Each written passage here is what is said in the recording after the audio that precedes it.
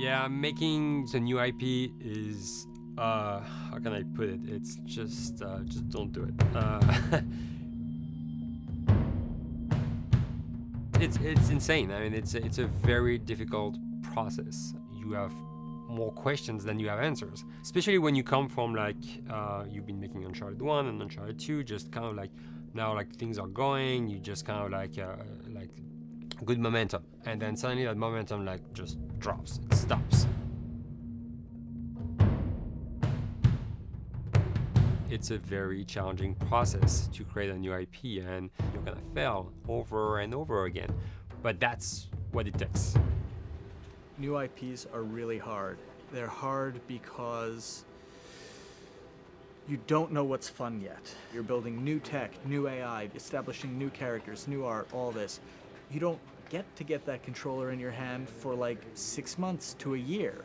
You don't know what it is yet. I remember like ages ago coming on the project and what are the infected gonna do? Like, what are they gonna do? They're gonna behave like this. I'm like, okay, we're like trying to imagine what's gonna happen. Fast forward like 4 months, they don't do that at all because it didn't work, right? It's hard mode, right? Like it's game development on expert. There's a big thing about making a game, right? Which is a game has to be fun. You get your first build where everything's working. You got player mechanics. You can walk around the world. You can shoot. You can melee attack people. You've got the AI in there. They're very intelligent, very difficult, and it's totally not fun because they snuck up behind you and murdered you in a second, and there was no way to figure out what was going on. We're making a game, by the way. Hey, James.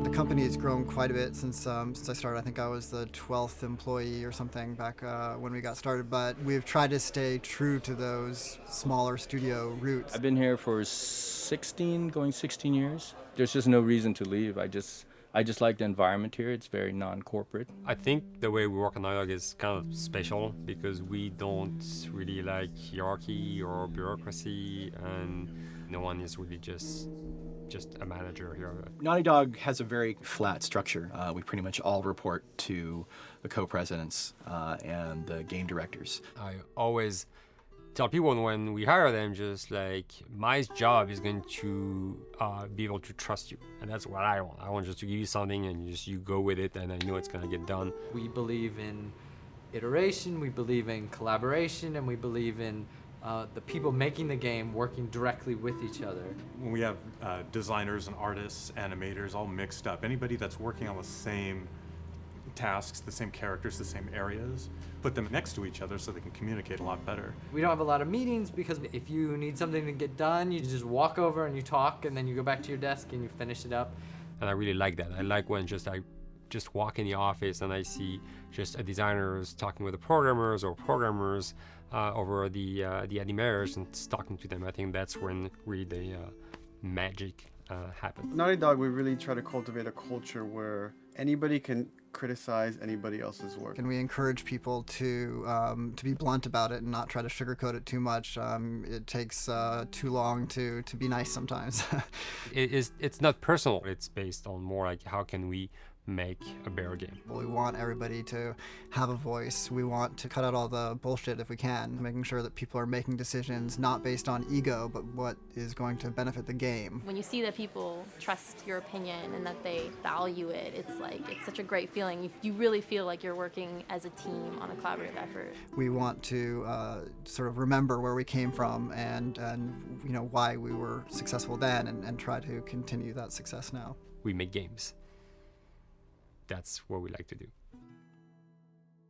Back when Uncharted 2 wrapped up and we decided that we were going to build the second team and create a new project, we kicked around a lot of ideas. One of the very earliest ideas was to go back to Jak and Daxter. It's really near and dear to us. We really love those characters in that universe, and we think that there are some interesting stories still to be told there. We started to realize that it was not going to do justice to the franchise that the fans had fallen in love with. It would be shifting it so far in a new direction that we felt that effort would be more justified in developing a new IP. Neil and Bruce came to Christoph and I and said they wanted to do a post-apocalyptic game. I think the core essence of what they wanted to do, though, was to try to tell a story about two people and how their relationship evolved over the course of the entire game. That potential, oh wow, there is something very special about that game. This is going to be polished. Like, you're not sure if it's gonna work or not, and you have doubts. And like, should we be doing a game like that? Should we be doing a first-person shooter? Whatever. Like, you ask yourselves all those questions. And the creative director and the game director are the core of the team that have to really see eye to eye. That's why you have that balance between like Bruce and Neil, and Neil's gonna try to push just the story and the characters, and Bruce is going to try to push that with just the gameplay as well. And so it's kind of like those guys are just trying always to find the right balance between the two. It's a very delicate process. We feel that the interactive medium has an untapped potential to touch the feelings of the player. You have that connectivity, the fact that I'm actually in the world and participating in what's happening on the screen in front of me gives us some sort of advantage to make you feel connected with what's actually happening. At Naughty Dog, that's what we're trying to do, is pair story and gameplay together.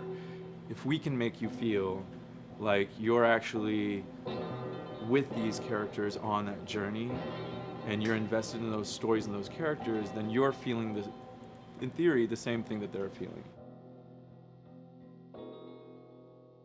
As the story evolved and took different shapes and different forms, the thing that was always there was Joel and Ellie. And because of that, everything kind of grew out of that relationship.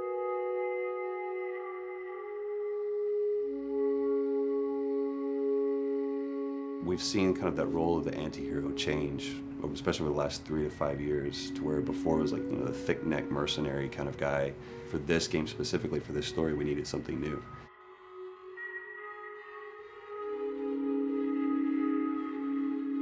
The reason we didn't want to make Ellie Joel's daughter from the get-go is because it wouldn't have anywhere to go. Of course, at that point, he'd be willing to do anything for his daughter because that is what a dad would do for his daughter.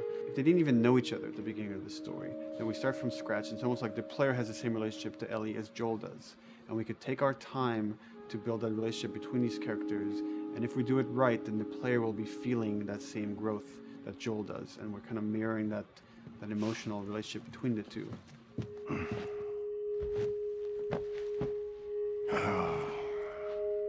What are you doing?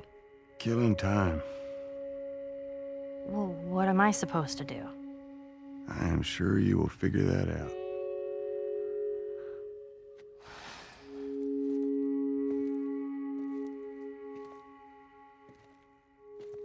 Your watch is broken.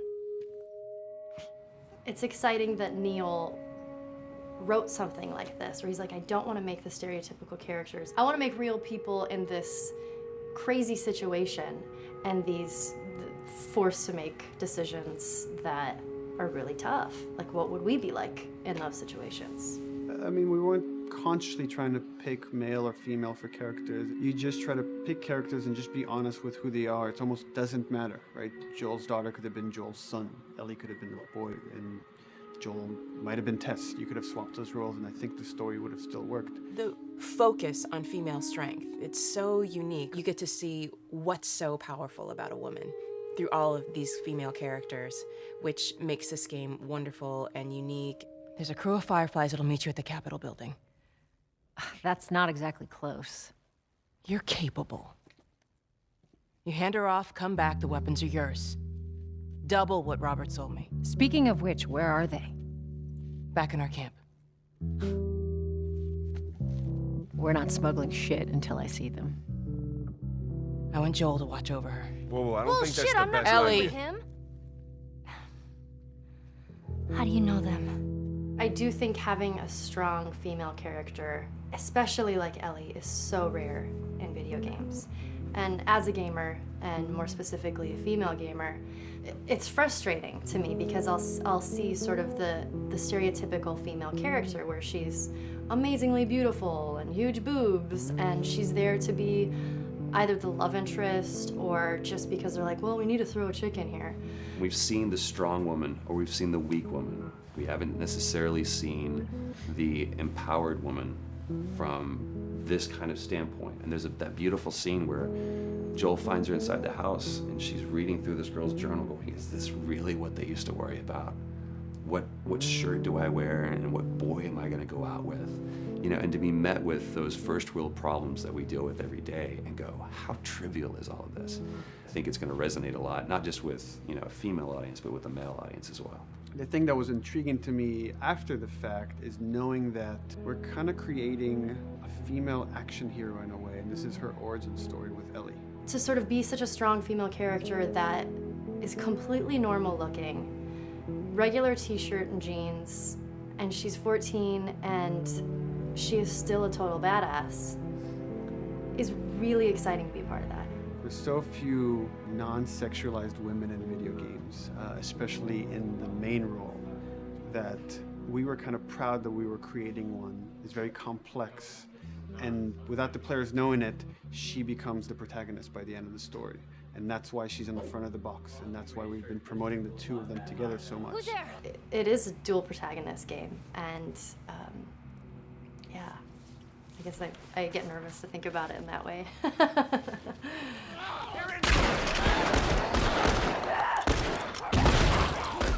We couldn't talk about it. In fact, in interviews we've been lying about it, saying you never play as Ellie because it was so important for that to be a surprise. Sorry, journalists. Here we go.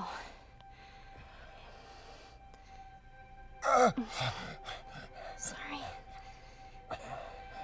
Hold on. That's it.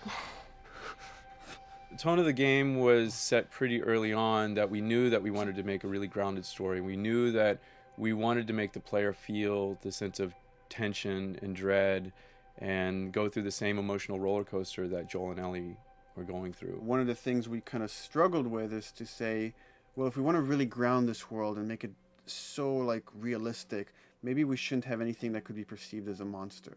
Maybe like by just having an infection that just killed people, and it's all about humans and how they deal with this post-apocalyptic society and how different people decide to survive. Maybe that would be enough. And what we realized is because we're making an action game, a lot of the storytelling happens on the joystick. And once we remove the infected, it's like all of a sudden now we can't tell the story through gameplay of what happened to the world.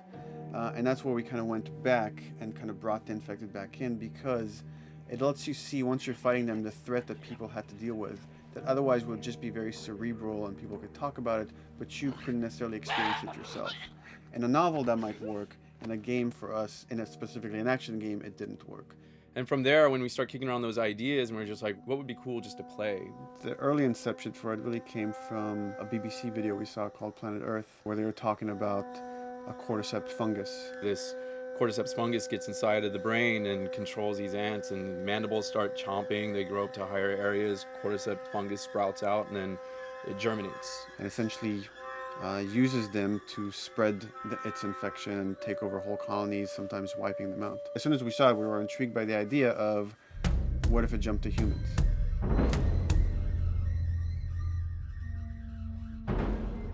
So what would happen? How would people react? What would happen to society?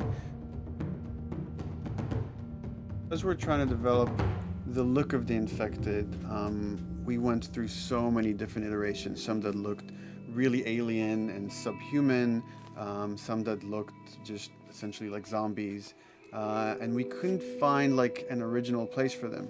But one of our artists just did this kind of photo mashup where he took a bunch of images of diseases or images of fungal overgrowth, and he kind of mashed it all together and he threw it on this person. It was a very iterative process, making sure that the fungus felt properly integrated, like it was part of the body, growing out of the body.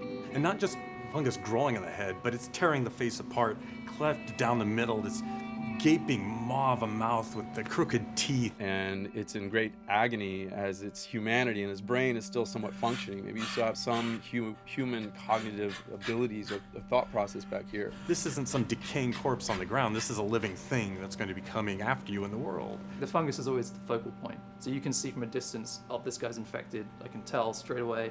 In fungus, they have these beautiful saturated colors, and we really like that conscious of this something so horrific that it's going to like stop at nothing. It's relentless force of death, and yet elements of it are beautiful. It's not just about gore. It's not just about everything about it being scary, because to us it's actually scarier when things on it are somewhat benign or somewhat beautiful. It was evident that we were onto something that was quite a bit different and something that we hadn't really seen before, which was eerily human but very disturbing. And it seemed so creepy and so unique that right away we gravitated towards it, and it's like, this is our base infected. Everything should kind of come out of this look.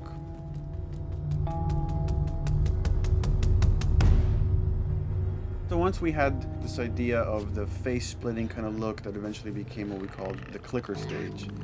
We went to great lengths to create a full biological cycle for these things. So in the early stages, you don't actually see too many signs of the fungus surfacing out of the skin. It's kind of underneath it, like people have lumps starting to show. The eyes will be kind of cloudy or lopsided because the fungus kind of originates inside the head. That moves into the next phase, which is the clicking phase. And if they mess with the eyes, we end up saying, well, how do they get around? Oh, echolocation. And they use a form of echolocation to track down their enemies. Just like bats, or even some blind people can see by making a clicking sound, a sound that on its own wouldn't be very scary. And then to associate it with something that people in this world are very fearful of, so that as you're exploring an environment, all of a sudden you hear this click, and you're seeing everybody just get frightened, just everybody duck, everybody hushes. Oh, great.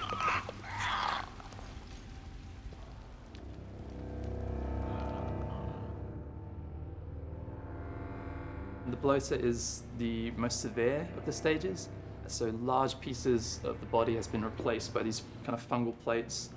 The fungus completely takes over the body and blooms. They're kind of covered in things that have been growing on them. Things like moss and like little life on life kind of. What the fuck is that? When an infected feels like it's going to die, it finds like a dark corner and it becomes part of the environment. The human elements aren't there anymore. And then the body is gone. They lay down and sprout and then spew spores. And if people can breathe those spores, they become infected as well. It all had to kind of make sense of how each stage flowed from one to the other. And that's hopefully how we've created a world that you can kind of look through it and understand the science behind it and say, I could buy this, I could get into this.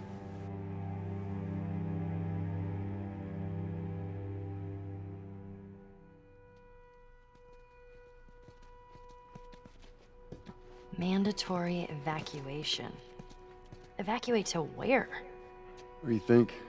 Quarantine zone. See, some places got a heads up before the infection showed up. Most didn't. Over the course of Joel and Ellie's journey through this game across America, you find all these different societies, all these different enclaves, and you get to see how do they deal with the infected.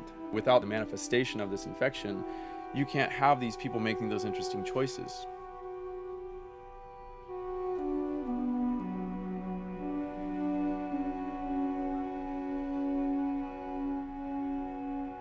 The world we decided was actually its own character, really grounded with a lot of texture. What happens, after 20 years of the fall of man, when no one's taking care of anything? This book called The World Without Us describes in detail how much fighting on a day-to-day basis we have to do to keep nature back. And once you stop doing that, how quickly nature can reclaim that. As they talk about New York and how every day they pump water out of the subway system. That system breaks down. Within 2 days, a whole city is flooded. And once water gets introduced, then structures collapse pretty quickly. Trees will sprout and wind will carry those seeds over and gutters get clogged. And then when it rains, water fills up and then pretty soon you have vegetation growing over there. And once you have vegetation, concrete breaks pretty easily for when there's a tree and roots breaking through that. Even some of the stuff we did on Uncharted, exploration of how temples were ruined. What if you took those ideas and put them in Pittsburgh or Boston? And obviously right when that happened, you can imagine that being pretty terrible to look at. But you think about 20 years later, and with rainwater filling up those sinkholes and then those becoming like little marshes with lily pads in them. We had this wonderful piece of concept art we developed really early on, and there are all of these wild animals that have escaped from a zoo and over the past 20 years have bred, and now they have herds roaming these cities. And that's something that tells you that life goes on and this world is worth saving.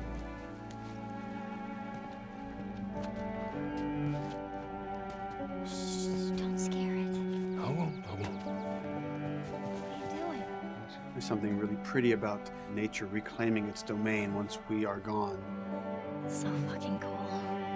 We have another level of OCD, of the logic goes into some of these environments. Water damage seeps into them, that creates some little moss growing on the floor, or a tree radiates energy from its base, and that over time starts to melt the snow around it. And that's the reason why you'd see those like rings of leaves showing through in the snow. That gives it that extra, believability. This is pitch art. I'll try to start with an idea that conveys sort of the feel of the environment. Something like this, very brushstrokey, very painterly. You can see not a lot of detail, just energy and conveying a mood. This is sort of just a conversation starter, and then this would be more of an actual space. So you start talking about, is this too tight of a space right here? Would the player even fit through there? Do we even want to include water? Those are conversations you start having a little bit later. And then it usually needs several more passes back and forth in order to be tightened up to be the experience that you would see in the final product. So, dude, I was actually trying to figure out right here, there should probably be some dead foliage. It might be cool to see some of the dead stuff around the edges of the green, or like even spilling out into the street. Maybe what we do is, in some of these areas, we use it as like a transition from the actual concrete to the side of the building. So like they're almost sitting on top of a bed of dead foliage, like that really rich kind of like orangey brown color. Sienna or something would be nice. Something real cheddary. That's how you know you're done. The end product often ends up being stronger because that bouncing back off somebody else gives you a result that maybe you wouldn't have even thought of in the first place. All right, here's the bridge. That's our way out of here. As far as concept art goes, definitely the ultimate goal is just helping everybody as much as possible. Me and the background artist will work together. I'll often just go to them because they've got like a really, really good like visual imagination. At some point, you came in almost like flat on. So that's kind of good because the bus station is right in your peripheral view, and you're probably going to enter the bus station. You're probably not going to get lost. But it doesn't at all utilize this cool architecture here, like the bus station sign. Like that's a really distinctive silhouette, and it's a really interesting sort of architectural detail. So we changed the entrance. Look at that. Another city, another abandoned quarantine zone. I think it's a better composition anyway. It's not so like symmetrical. And I think that was done so that this sign read better. If you didn't see the word bus on it, you might not know it's a bus station. So I think that helps. Everything we're doing in the environments is relating back to what you should be feeling in the story or what's happening to these characters. So is that everything you hoped for? Jury's still out. But man, can't deny that view. Come on, this way. When we first came up with Ellie and Joel, we had this idea in our heads of who they would be, but we didn't necessarily know the voice. It took us a while to find our Joel, but for Ellie, I think Ashley was the second or third candidate to walk in, and right away we knew. Yeah, you know Why what? are you so scared all of a sudden? Because I'm a coward, okay? So just get your shit. Let's get out of here. Damn it. I'm not like her, you know. What? You think I'm gonna end up like your daughter?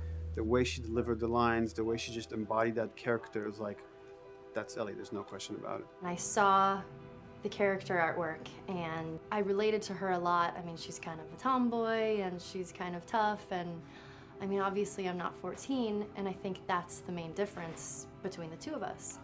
I read the scenes and I was like, I need to play this part. You want to be my hero? Forget the whole bit about saving my life. Buy me a stack of these bad boys instead. Where'd you get that? Back at Bill's. I mean, all this stuff was just lying around. And then once we had her, we said, okay, well, we're going to do another round. And we're going to have Ashley this time in the casting sessions. The chemistry of these two characters was imperative to get right. Troy was a really interesting casting for Joel because when you see Troy, he doesn't look like Joel at all. You know, he's so handsome and he had like, you know, the frosty hair and totally looked like Final Fantasy. And so I'm like, yeah, I don't know. He's like this tall, pretty. It didn't seem right. I walked into the room fully aware that I was the youngest person that they were seeing for this role. When it was a line that was in the audition side that says that Joel has few moral lines left to cross. And so that became the anchor point to the character. But then as soon as he spoke and he had the grit in his voice, warm, yet kind of dangerous. And his movement is just like you bought into it. Why are you so scared all of a sudden? Because I'm a big coward, okay? Now pack up your shit and let's go. God damn it. I'm not her, you know. What? You think I'm gonna end up like your daughter? Lily, you are treading on some very thin ice right now. It was Ellie and Joel. after he read, it was just like that was it.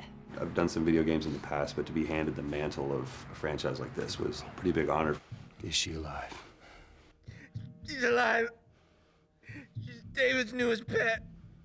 Ah! Where? In the town. She's in the town. You mark it on the map. It better be the same exact spot your buddy points to. Neil pulled me aside one day, and he said, I have some ideas. And as you're well aware, Neil is a little twisted. He came up with this character, and, you know, I just jumped at it. It was such a departure from everything I've done here for Naughty Dog, to say the least. Name's David. This here's my friend James. We're from a larger group. Women, children. We're all very, very hungry. To be able to put on a voice that, you know, hopefully a lot of people won't know, won't notice that it's even me. Because we didn't want it to be Drake. Drake eating people, that's a whole nother game. How did you put it? Tiny pieces. See you tomorrow, Ellie. You know, certain voices that I can do wouldn't fit the David's artwork, but he showed me the art, and I said maybe it's something like this, where everything's, you know, it's very quiet, and just, you know, he's not really sure, and the voice can break a little. And he just looked and goes, yeah, that's it. So I'd love to tell you how we hashed it over and we talked. No, it just, I looked at the picture and I tried something. He said, yeah. A few weeks back, I sent a group of men out a nearby town to look for food. Only a few came back.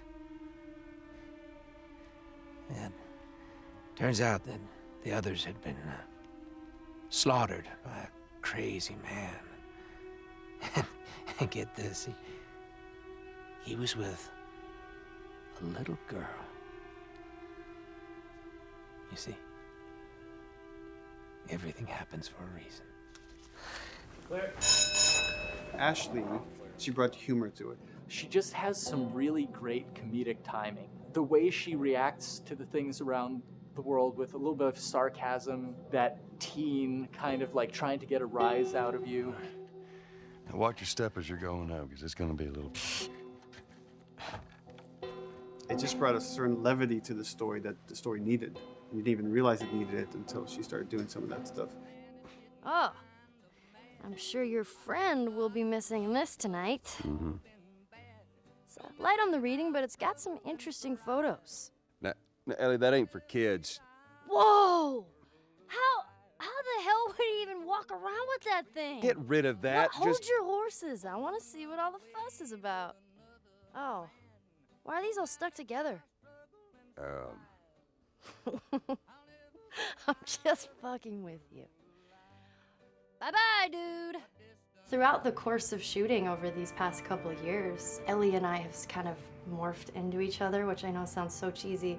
Neil always asks, he's like, well, what would you do in this situation? I think the most important thing that Ashley brought is a sense of capability to Ellie's character that wasn't there in the beginning. The very first thing we shot involved her being pulled out of a car and attacked, and Joel was supposed to go save her. It was written that Ellie sort of was just kind of watching on the side, just waiting till he was done, and I was a little frustrated because I was like, well, if this were real life, I would do something. We did a couple takes, and at some point she walked up to me and she said, I feel like I'd hit him.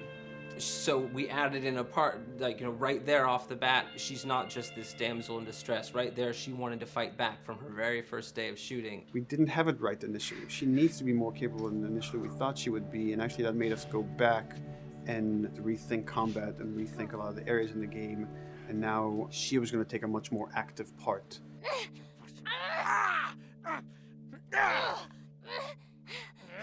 Anything that requires, a lot of body movement, we do with the actors on the mocap stage. And we try as much as possible to use our actual principal actors, use their body motion as well as their voice. We capture it all at once there on the stage. Having the actors perform as well as being recorded at the same time was imperative to get an accurate performance. Because every time you split up the performance in any way, you lose some of that magic where they did a gesture or they delivered the line a certain way.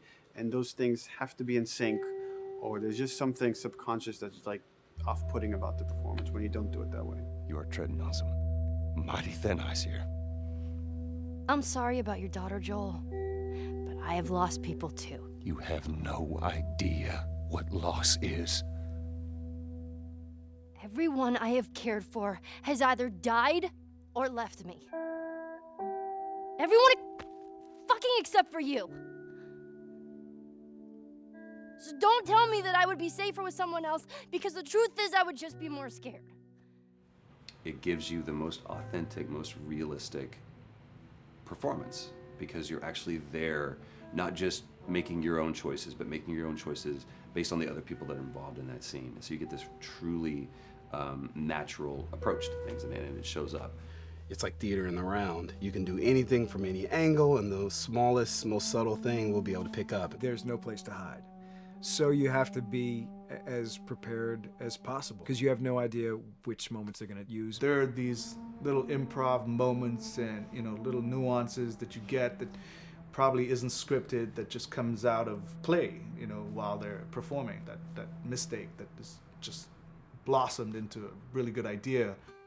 Did we improv on The Last of Us? Yes. Yes, we did. Doing this was a whole lot like being 5 playing in the backyard with a stick, and this is my machine gun, and and a pine cone is my hand grenade. It's all your imagination.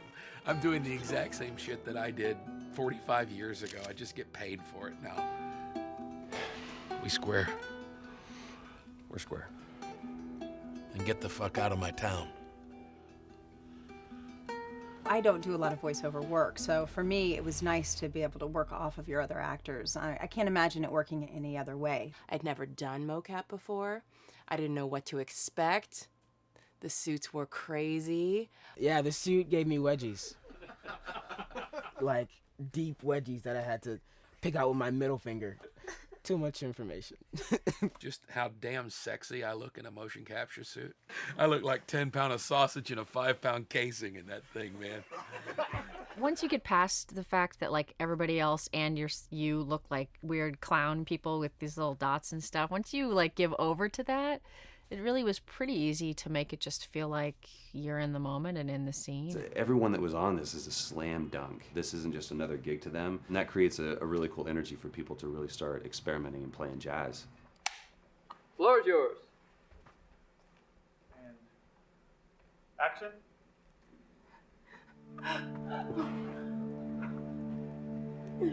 Get the fuck off! Hey! Oh, let her go.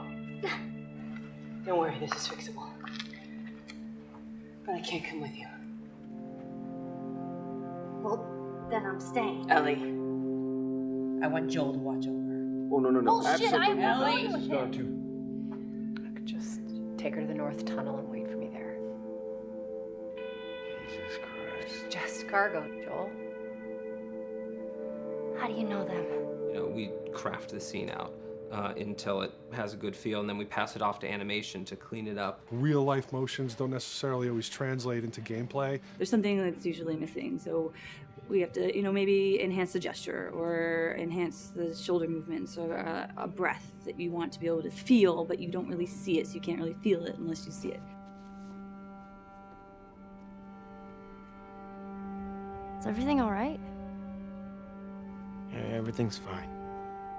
I could have him lean in here a little bit more, like this, take his hand down. When they're on stage, they don't necessarily have windows, you know, so that weight of like really pushing and leaning in, it's something that we would have to accentuate. You know, give him a little bit more weight on that turn, or put his head down a little bit more. There's a lot of dialogue that gets said between the two characters. We have to bring that alive through animation, and we have what we're using as gestures. Why would they mow down all these people? Can't let everyone in. If you turned off the sound, you'd know that they were talking to each other.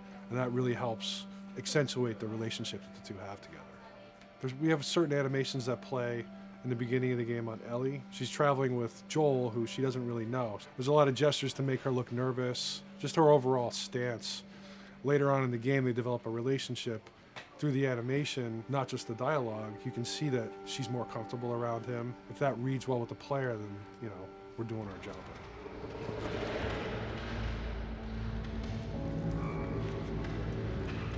We want her to look scared. When she gets a gun, we want her to look scared of the gun. So if she's gonna aim, she wouldn't be like super trained aim. She would be more like some scared. But at the same time, it needs to look cool and feel cool to the player that plays. It's really just these little tiny details that we're doing, and it's coming across. It's working out well. We don't do facial capture, we don't track eye movements on stage, it's just the motion capture data. Everything that you see on the faces is hand keyed. As you can see, this is all of her mocap data. And so when I'm doing something like this, I go back and forth to the performance that she was giving, and I watch just this section over and over and over again. So this is our default face. I can make everything super extreme and make her all squinty and angry, turn her frown down. I can open her mouth, stick her tongue out.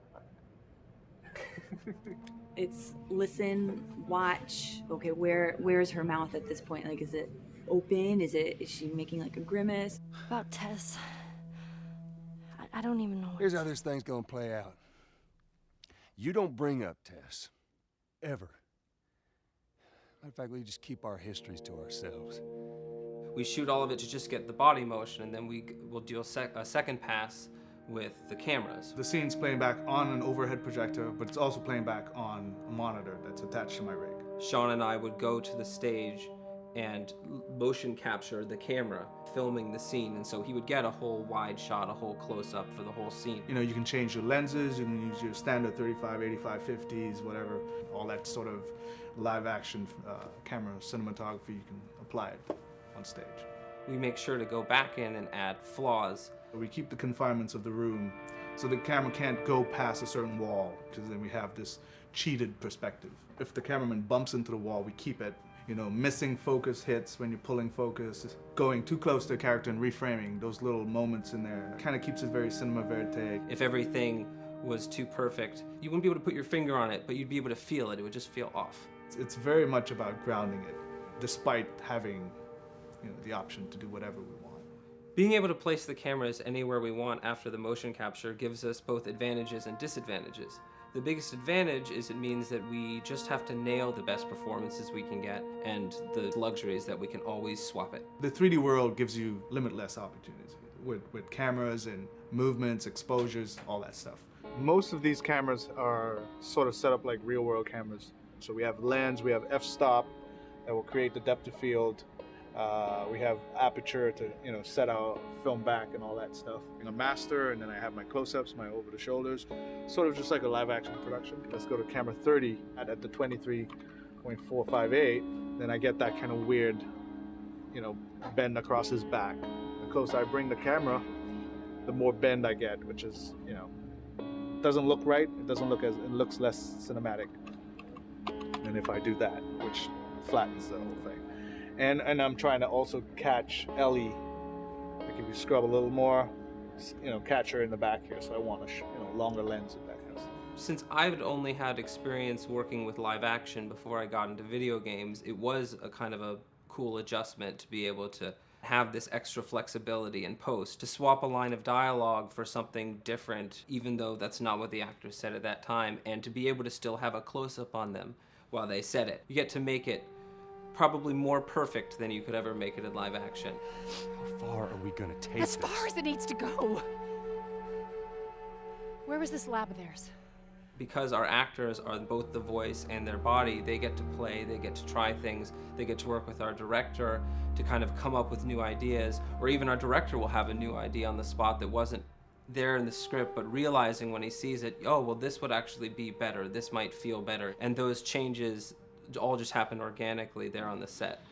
He could even lead straight into his thing. He's like, no shit, yep, Ty wanted to do that, so we rented 2 Harleys and drove cross country. Keep it pretty succinct, like we got the bikes, rode them cross country. Cool. It's shocking to me that this is Neil's first time directing. There was a specific tone and a specific approach that Neil and Bruce wanted to take with this. It just came down to, there's nobody who knows the story better than you, and then there's nobody that knows these characters better than you. Why don't you just do this? He and I actually had a conversation about it. He says, I think I'm going to try this myself, and I'm not sure. Neil was fantastic. The floor is yours. Okay, so remember, you've been running away from this turret-mounted truck. If you come to this dead end, you're going to look up and see a potential way out. And action. Check it out.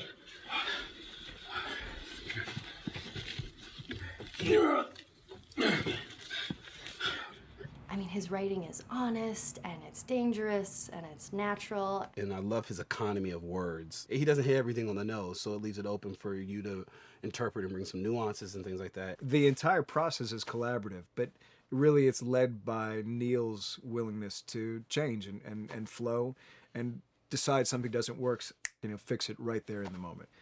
And it is something that's very foreign to the way that TV and film is done now, where everything has been micromanaged by the time you get it to the table read, and no one wants you to change anything, and everything's very precious and has been rewritten with notes from 20 people in suits, and you can't do that just anywhere in entertainment these days. Yeah, I want to make sure. I think I swung too far over to this way, and now it's a little bit of making jokes about it. And I need to bring it back to center a little bit. There's one scene in the game where we see Joel not as a ruthless survivor, but as a father. I knew from the very beginning that he was going to lose his daughter, and I just told Neil, I was like, when that day comes for us to shoot that, I need a heads up. About a week before, he said, it's time, we're going to do that scene. I was like, okay, because I knew that I was going to have to go to this place that you don't really want to go to as an actor. You want to find some aspect of reality that you can empathetically draw from, Troy and I were both kind of just like walking around for a while and just kind of getting into the zone, and well, my grandpa died when I was 8. He was like my dad, and so that's always what I use to get into that place. I started recalling all those memories and starting pulling up all those feelings, and they're just right underneath the surface. When I walked back in, everyone realized that something was different. They kind of calmed down, You could feel the energy just like drop a little bit more. It was brutal. I lose my shit. I mean, just completely break down. Don't do this, please, God, no. Oh, God, no.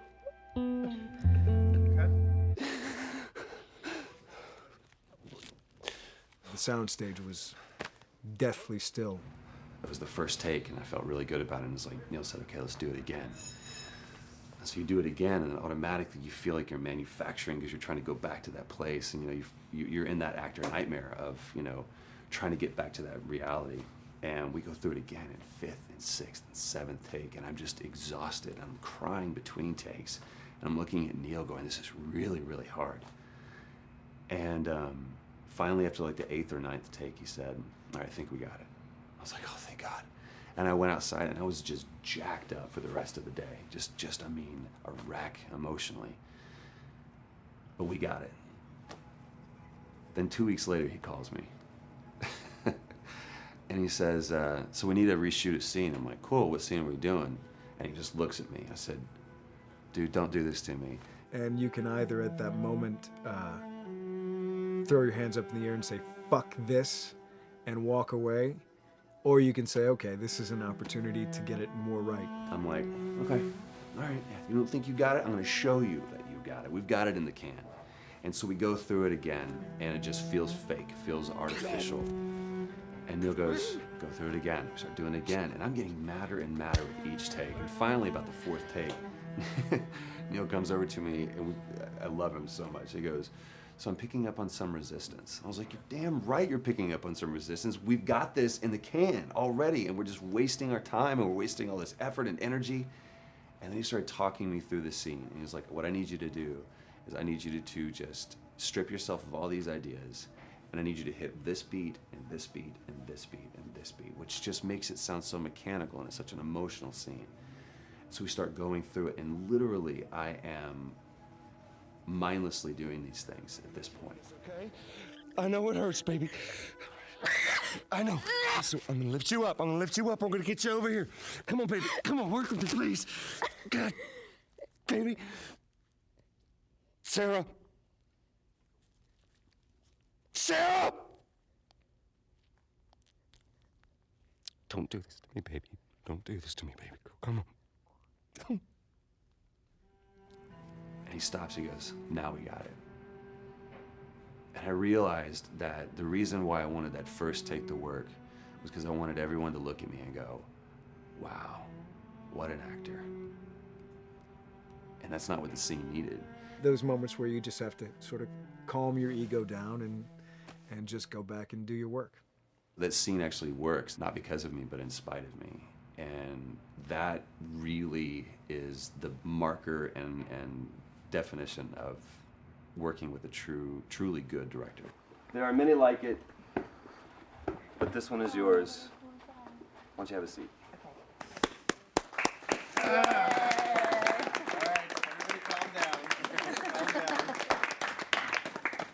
Thanks, guys. It's the director's chair. Working on the project, we knew we wanted to have a pretty minimalist soundtrack. And we had a folder where we just throw music in there. Looked at the folder one day and we saw, we have a lot of stuff here from Gustavo Santaolalla. We're looking for a composer. What if we reached out to him? Oh, no. Sarah. Move your hands, baby. I know, baby, I know. Listen to me, I know this one. You're gonna be okay, baby. Stay with me. I want to pick you up. I know, baby. I know it hurts. Come on, baby. Please. I know, baby. I know. Sarah. Baby.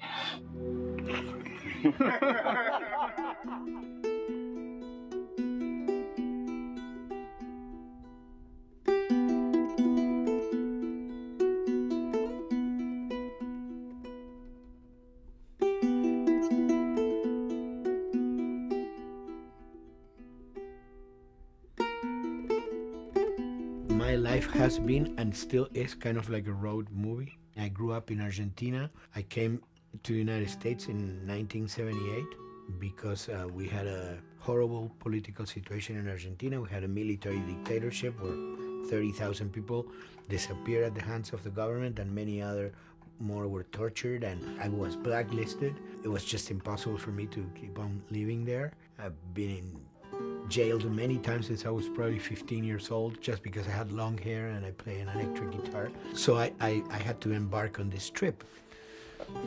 I can relate to that kind of need of movement and going to the next place and the next place and the next step.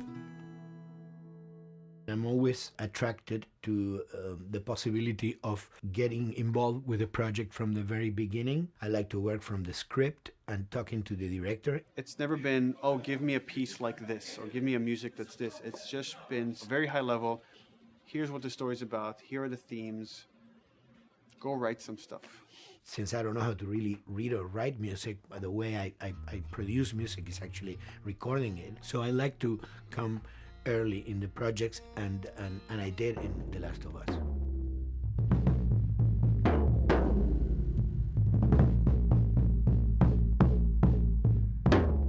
one thing that was fantastic from the very, very beginning was the freedom I had to try and to do whatever I felt could work, you know? As the story was still being written, you could listen to this piece of music and just get a sense of where this needs to go tonally, because the music was still inspiring the story. So that was the great thing of having the music written so far in advance. And at the beginning, I mean, I was going really out with some things, and sometimes some of those things were the ones that they liked the most, you know?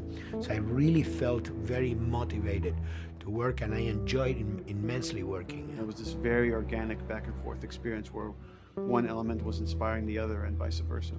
I needed to go into some more dark places, more textural and not necessarily melodic.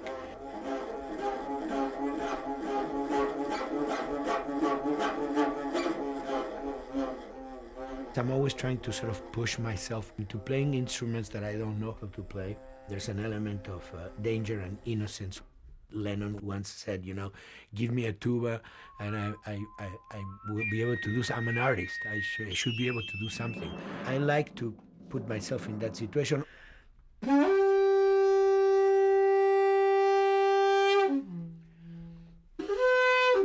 So these are just PVC pipes, the one used, you know, in construction.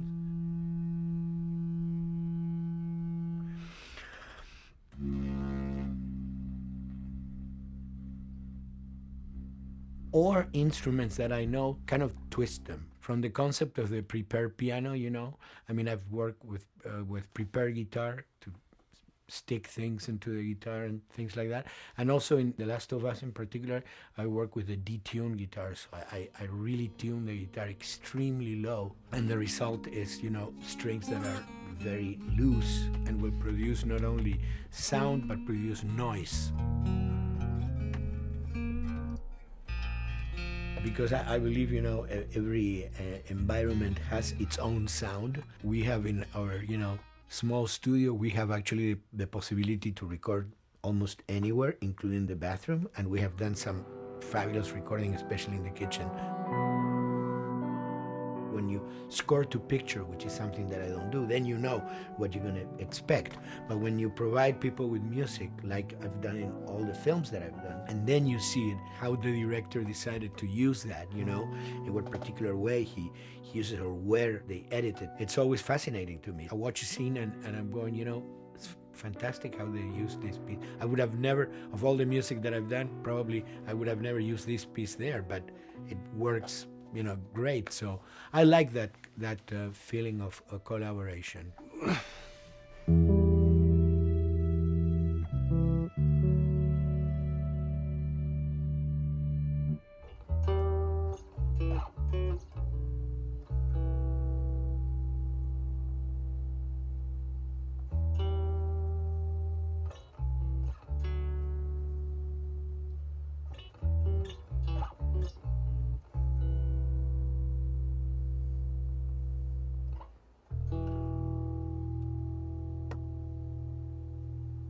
I think, you know, the guys also that work in programming and adapting that music to the game, they should share a lot of the credit for the end result. In the beginning, there was silence. Yes. And then they hired sound designers. Then they regretted that decision.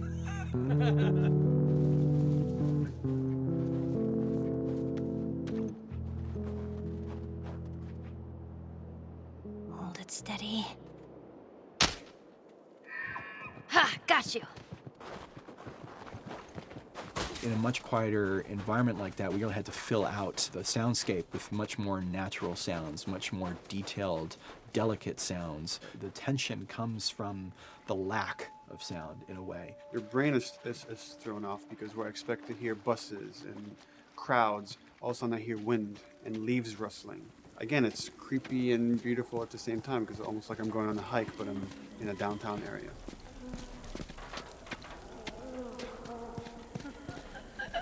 Get up over this truck. Let's see what we can find. To Neil, I mean, we were going through the iterations. I mean, he just did not want like yells and screeches and what he called kind of witchy qualities, Right. the cackling witch. He didn't want anything like that. It was a little bit of a head scratcher to figure out, okay, how do we make it sound human but not human? Yeah. We really did not want to use any animals. We wanted these all to be human. Derek and I basically decided to hire a couple of voice actors who did some interesting work vocally to see if they could come up with something. And we worked with this girl, Misty Lee. She started giving us these really great screeches. And that's no process. Yeah, that's just her voice. And it started going into this little click. We also used a little bit of Phil's voice.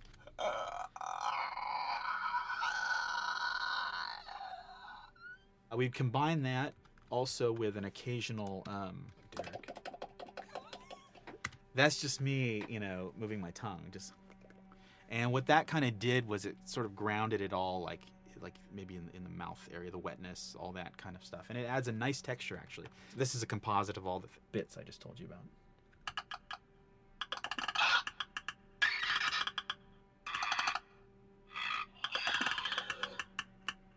Sounds like a Snapple bottle.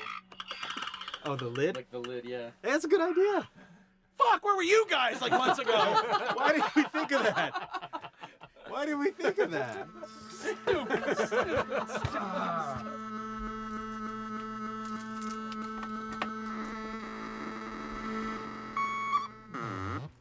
Viewers at home, you're probably wondering what this is. Let me tell you.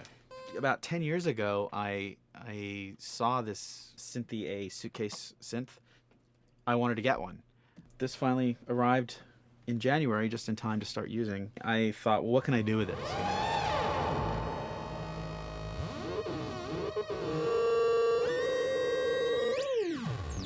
In Lakeside, there's a whiteout that happens, and this thing has a noise generator, which gives really convincing wind sound.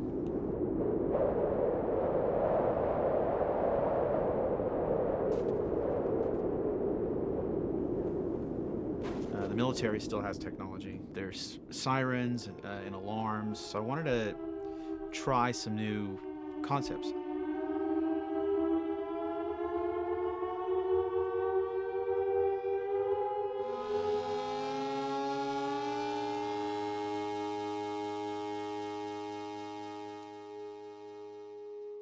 Man, What? nothing. It's just... I've never seen anything like this, that's all. You mean the woods? Yeah. Never walked through the woods. It's kind of cool.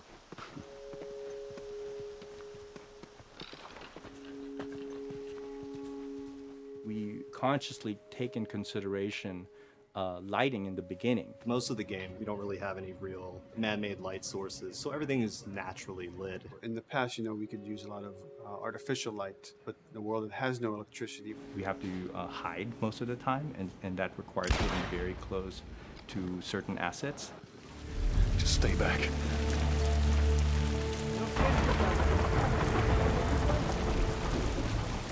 Otherwise, can't.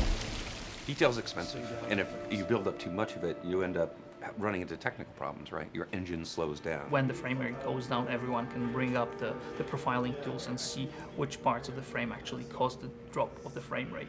This is the profiling tool. These are all the SPUs. Here's the GPU, and then here's the PPU. You can see here's the main process and here's all the sub-processes, and you can see, tells you how many milliseconds and cycles it's taking. The programmers are whiz at modifying this stuff and realizing, oh my God, why is this thing so big? We're taking 10 milliseconds on this thing. And then that's when they come over and find somebody and hit them over the head with a club and be like, why are you doing this? I love, we put the 30 frames per second goal because that's what we shoot for.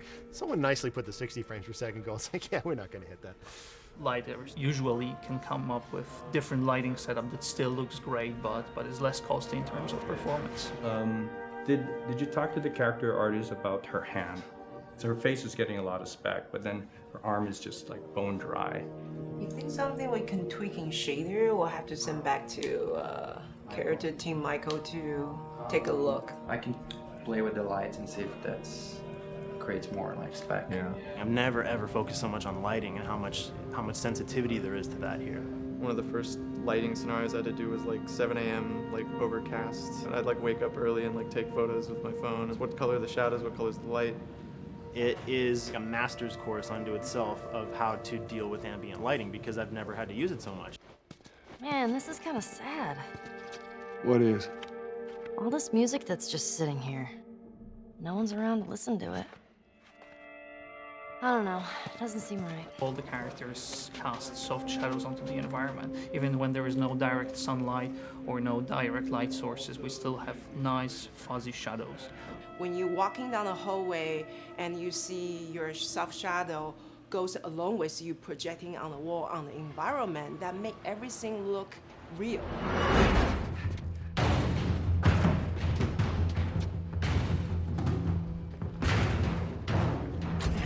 Follow me through here. Okay.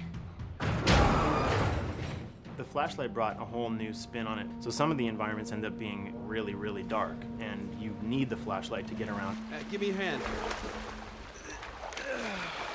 We want to have the environment be really dark, but also at the same time have colorful surfaces that are sort of hidden, so when a flashlight hits one of those, it bounces off onto the ceiling. If you shine a light on a red wall, it will bounce the red lighting on the whole environment. And it's very difficult to do, very expensive, but we did it.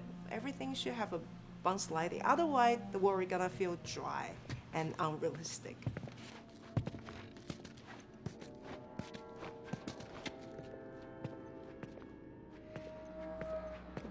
I guess this is where the assholes sleep. I mean, slept.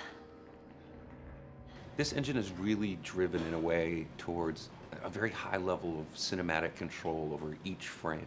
And hopefully, if we achieve our goal, you'll see it is beautiful. There are these truly beautiful moments amid all this chaos and destruction.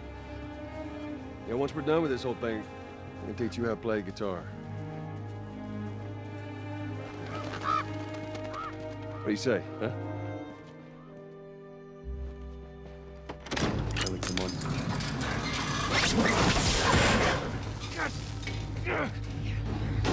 I got you.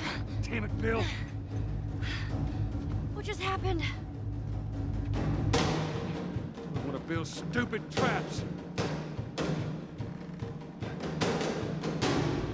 There, that fridge, it looks like that's a counterweight.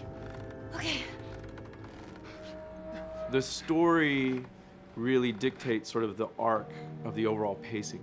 Storytelling would always want to be subtle. They would always want to keep the world grounded in reality. But gameplay has requirements where the player needs to see this thing. The player needs to immediately know that the enemy is attacking, that this room is dangerous, that this room is a puzzle that you have to solve. What are the things that we can do on the joystick to make you feel the same way that these characters are going to feel when we get to this next pinch point in the story? There's a turn in a scene that we need these characters to take, and we need you to feel it or understand that, and that means you have to play it. Sail! Oh, thank God. Gotta keep running. Doorway, over there. Run!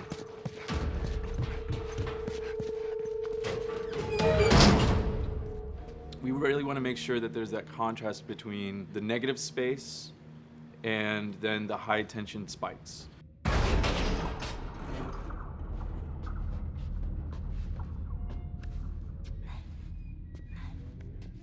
A lot of times we won't play music, or we'll play very minimal music just to let you know kind of the state, whether you're still in stealth or combat has broken out. Hearing someone's footsteps or hearing a person breathing on the other side of the door has so much tension to it. You hear that? Shh, quiet. You feel the tension of the world, make you question whether you want to engage with these guys or kind of try to stealth around them. That's another reason why we don't have traditional cover in the game. You smoothly move around everything, contextualizing with the environment, but you're never locked down. We want the player to, with that crafting system, with the scavenging system, with all of the abilities available to them, to constantly be moving around and changing as the moment arises. Gameplay is all about, I have a limited set of tools, and how am I going to use those tools and those limitations to overcome this obstacle in front of me. And that obstacle might be infected, might be another class of humans that wants to kill me for a bottle of alcohol in my shoes.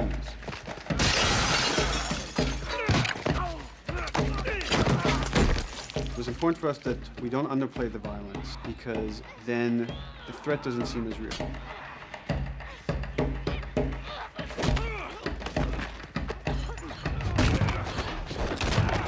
We see video games as this incredible medium to tell stories. We want to treat it as equals to books or comics or TV or movies. This is subject matter that would not be considered out of the ordinary to tell in one of those other forms of entertainment.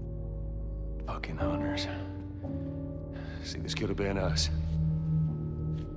We wanted you to buy just the desperation of these people and why they're behaving this way, because it's so brutal.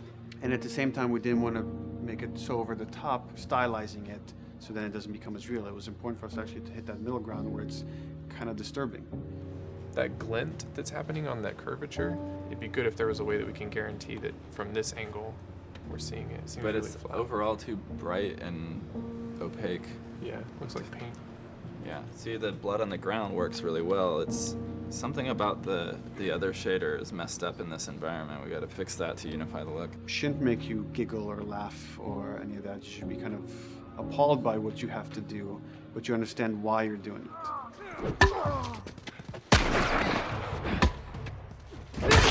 You want to feel each hit. You want to feel each concussive strike. Lives are at stake. We want a death animation to have impactful performance, not just have a guy keel over in a ragdoll. In real life, a guy hitting a guy takes a half a second, but in the game world, you want that to be as instantaneous as possible. I lived my whole life in this very ugly test level. I basically just fight dudes in here all the time. Almost every move is divided between like an intro and a swing. And one of the many things I have to end up doing is like counting frames and being like, okay, on frame 18, I want you to get out of here. I want you to be able to start moving. Every hit reaction that an NPC plays, they are not necessarily in the correct pose. When you strike them the next time, we just pop them with a 0 frame animation change, which is usually kind of a no-no, you know what I mean? Normally you want characters to blend smoothly and realistically into animations. But what we found is that you can cover that pop up with a heavy impact. They can go from almost any pose into the pose that the impact starts from, and your eye just covers up the transition for you. So if you throw a brick at a guy, it puts him in this like kind of staggering stun state.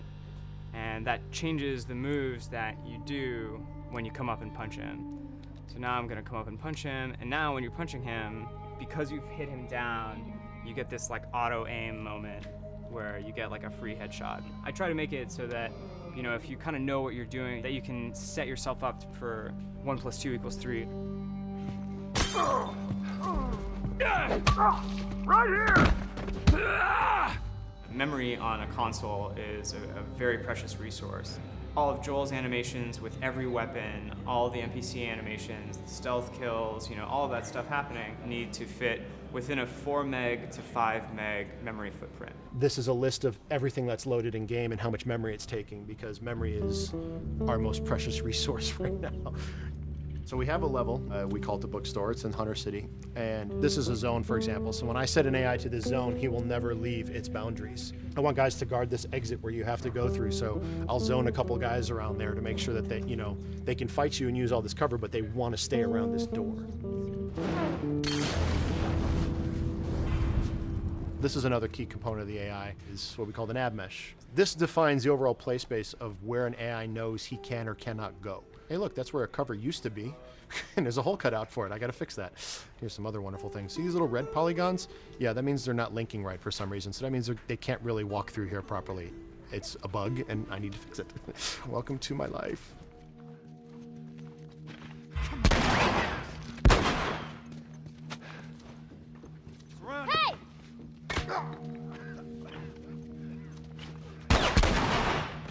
If you look at a lot of games, NPCs are usually only alive for, you know, a few seconds before the player ends up shooting them and then they're dead.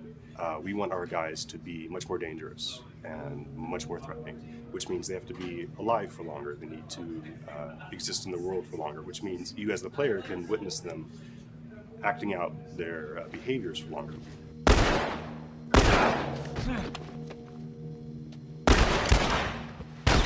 So we've been working really hard on our AI systems. Back of the box, biggest bullet is going to be like AI. So we tried a number of different prototypes with the buddies, including having Ellie be super independent of you. She would try to flank the enemies, get behind them, or get between you and them. And a lot of times those decisions should surprise you, just like a real person, a real character would surprise you. And we discovered after many different prototypes, the best thing for her to do generally is to stay very near you. You need the exploration, you need the scavenging, you need something to say like, okay, if we just crank it to 11 the whole time, then it's pinned up there and there's no time to breathe, no time to assess or analyze, and no time to really contrast. There's no way of shifting the pacing.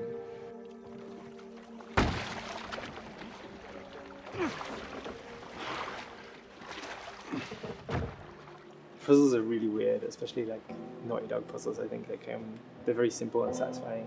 Most of this puzzle is strict exploration. You can see the ladder here, you can see the pallet there, you can see a clear route up to the ladder. So you're like, okay, maybe you have to get Ellie to the pallet, push the pallet over to this side, and like Ellie will climb up and lower the ladder.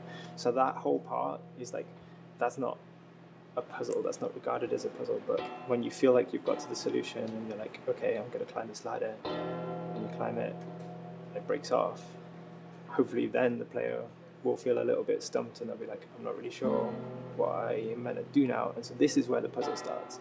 Hopefully at this point, like all of the elements that the player needs to solve the puzzle are very familiar to them because they've been through the previous exploration beats. They're improvising with elements that are at their disposal. That's a really sort of like strong theme throughout like The Last of Us. So, like you're a survivor, you'll take whatever tools you're given and you'll use them in like creative ways to survive.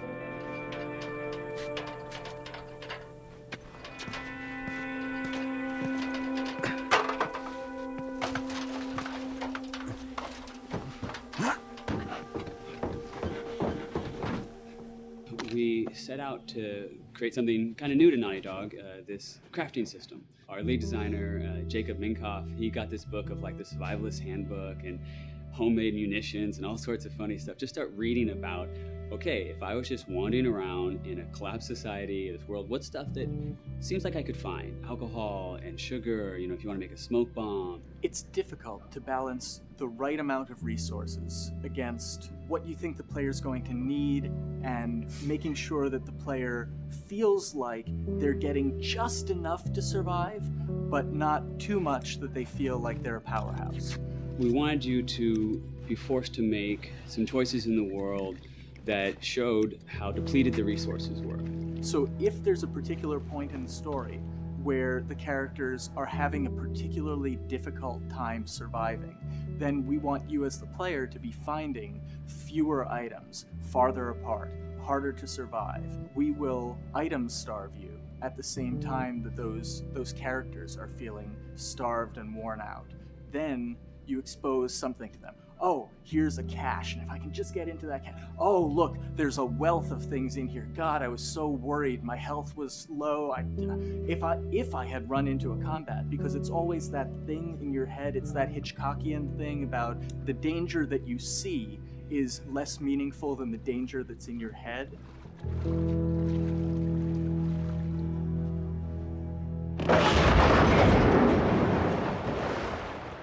When we're designing the levels, you know, it's nice to have the stuff that we know people are going to encounter. You know, we kind of call this some of the critical path stuff. These are the things that 9 out of 10 players are going to find. They're right in the way. It's where you have to go. And then whenever designing a level, you want to have that little nook and cranny, right? You want to reward the player being like, oh, you went over here.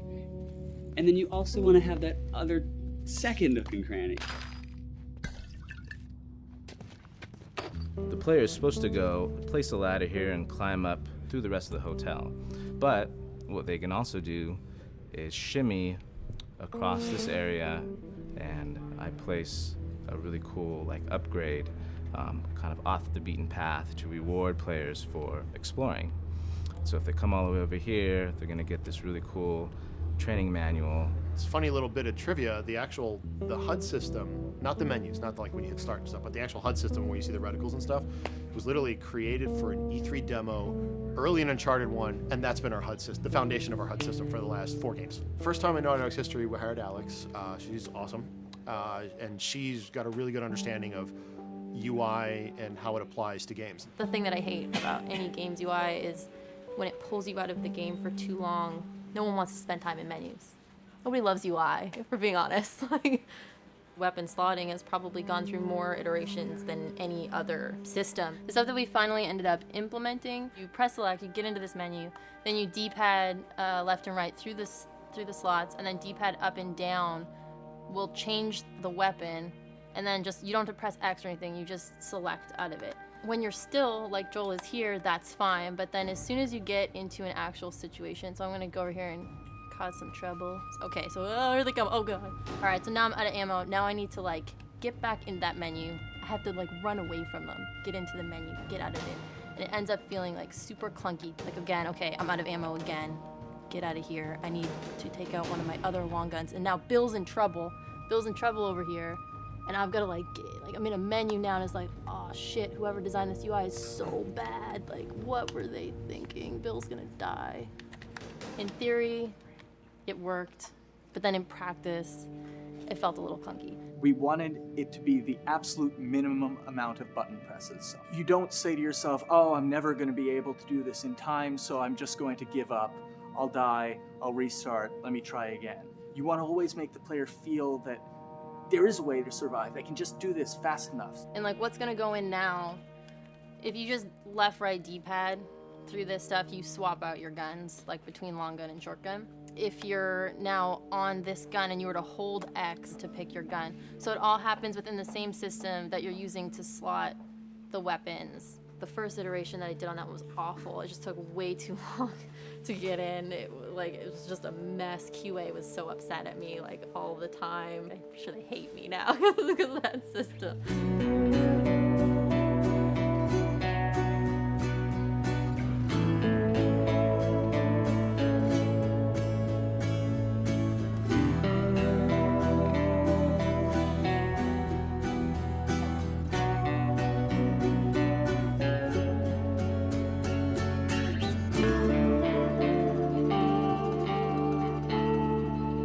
I think the way the industry is kind of maturing and changing in general, you're seeing a lot more focus and importance on refinement and polish. So having internal QA really helps.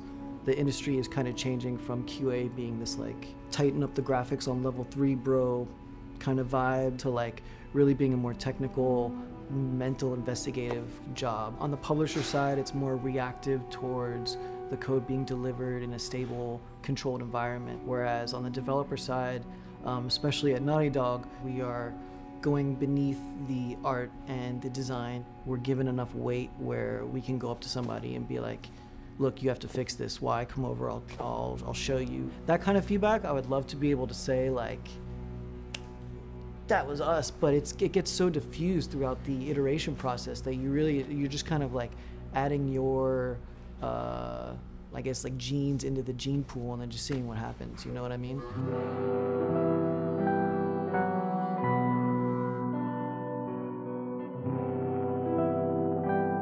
Everyone's working all the time now. But like I tell people, like 7 weeks and then you can have tons of time off, enjoy the sun, you know? But for now, it's like, this is it for everybody.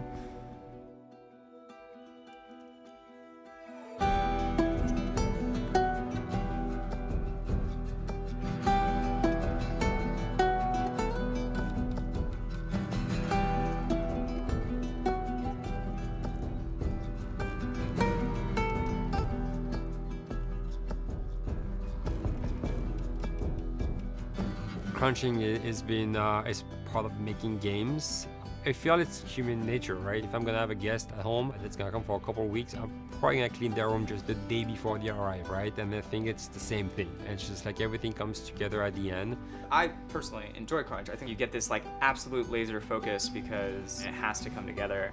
There's a camaraderie that also comes There's a together. camaraderie, totally, yeah. The vibe is everywhere, you know what I mean? Everyone's kind of like giving it 150% at this point. We're getting there, right? You start to get these glimmers, and I don't think anyone who doesn't make games realizes how late in the process you get those glimmers. 1 week before we shipped that press demo, we're all like, this kind of sucks. What's going on here?